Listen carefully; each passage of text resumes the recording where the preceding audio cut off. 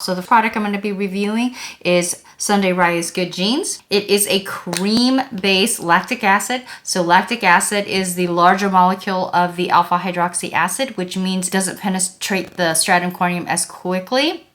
It actually stays on the superficial part of the skin, and as you can see, it's cream based. So it is better for drier skin types, sensitive skin types, and if you are using this with a water-based serum, such as a vitamin C, which is more fluid, or a hyaluronic acid, which this one tends to be more gel-like, make sure that you put that on first and then put this on. And the reason why is because this is a cream-based serum, and because it can make your skin photosensitive, and it is during the summer, you may want to use it in the evening. And for those of you who know you're going to be outside the next couple of days, I would avoid using it a few days before you're going to go outside.